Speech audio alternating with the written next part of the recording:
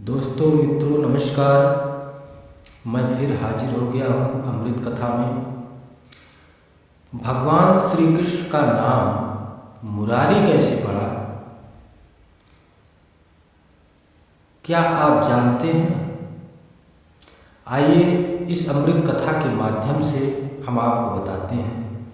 लेकिन प्रिय मित्रों, प्रिय सज्जनों, आप सभी से अनुरोध है, निवेदन है कि आप लोग इस चैनल को लाइक और सब्सक्राइब जरूर कर लीजिएगा ताकि हमारा वीडियो आपके पास तक पहुंच सके।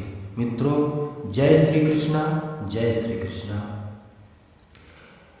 प्रिय मित्रों, प्रिय सज्जनों, प्राण ज्योतिषपुर नगर में एक राजा रहता था जिसका नाम मुरा था।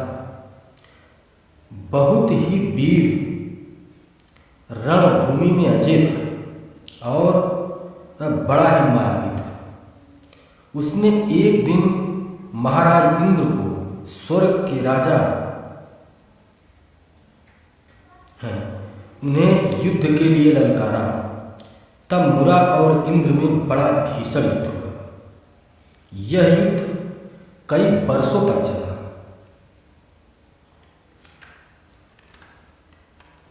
राजा इंद्र की सेना हारने लगी। इंद्र ने देखा कि हमारा सारा अस्त्र शस्त्र फेल हो रहे हैं। तब इंद्र ने अपना अंतिम अस्त्र चलाया। वह अस्त्र राजा मुरा को कोई क्षति नहीं पहुंचा सका। तब इंद्र ने सोचा कि यहाँ से भागने में ही भलाई है, और इंद्र की सेना भागने लगी। राजा मुरा की विजय हुई और राजा मुरा इंद्र पर विजय प्राप्त कर लिया। अब राजा इंद्र भागकर भगवान ब्रह्मा के पास पहुंचे। भगवान ने कहा आप शिव जी के पास जाइए। तब शिव जी ने कहा कि हे इंद्र, तुम भगवान विष्णु के पास जाओ, वही तुम्हारा कल्याण करेंगे।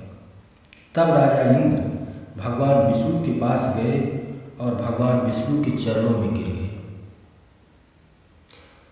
भगवान विष्णु ने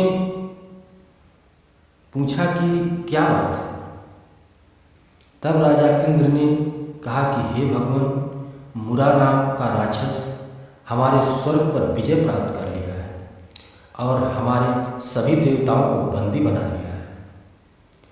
आप हमारी रक्षा कीजिए प्रभु, इसीलिए हम आपकी शरण में आए हैं। तब भगवान विष्णु ने कहा, हे राजा इंद्र, इस समय भगवान श्री कृष्ण धरती पर हैं। आप भगवान श्री कृष्ण के पास जाइए, वही तुम्हारी रक्षा करेंगे। तब महाराज इंद्र भगवान श्री कृष्ण के पास आए और भगवान श्री कृष्ण से महाराज इंद्र ने कहा कि हे भगवान, मुरा नाम का राक्षस हमारे राज्य को हमसे छीन लिया है। तब भगवान श्री कृष्ण ने ध्यान लगाकर देखा तो राजा मुरा बहुत ही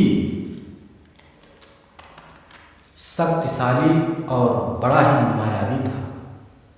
उसके पास एक लड़की थी जो माता कामाख्या की आराधना करके अपने पिता राजा मुरा को अमर बना दिया था।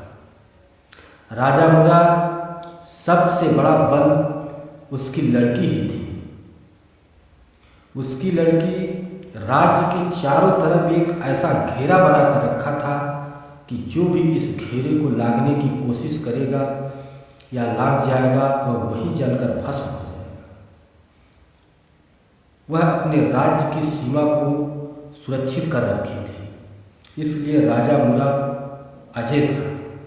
भगवान श्री कृष्ण ने सब जानने के बाद युद्ध की इच्छा प्रकट की तो भगवान के बगल में बैठे रुक्मिणी देवी ने कहा कि हे भगवान, हम भी साथ चलेंगे क्योंकि हमारी भी आवश्यकता पड़ सकती है। भगवान श्री कृष्ण ने कहा, आपकी इच्छा। भगवान की चतुरंगड़ी सेना युद्ध के लिए चल पड़ी। प्राण ज्योतिषपुर नगर के बॉर्डर पर पहुंची तो भगवान ने देखा कि इस सीमा में अदृश्य रूप से एक दीवार बनी हुई है। तब भगवान ने रुक्मिणी से कहा कि आप इस दीवार को तोड़ दो ताकि हमारी सेना नगर में प्रवेश कर सके। तब रुक्मिणी ने अपने शक्ति बल से उस दीवार को तोड़ दिया और भगवान की सेना राजा मूरा के नगर में प्रवेश कर गई। तब राजा मूरा युद्ध के लिए अपनी विशाल सेना लेकर, बहुत बड़ी सेना लेकर भगवान की सेना के सामने आकर डट गया। युद्ध शुरू हुआ। राजा मूरा को भगवान श्री कृष्ण युद्ध में मार दिया। तब देवताओं ने भगवान श्री कृष्ण के ऊपर फूलों की वर्षा करने लगे। यह देखकर भगवान ब्रह्मा जी युद्ध मैदान के बीच में प्रकट हुए और भगवान श्री कृष्ण की आरती करने लगे। तब भगवान ब्रह्मा ने कहा कि हे भगवान, आज से आपका एक और नाम पड़ गया जो हमारी ओर से ग्रहण कीजिए।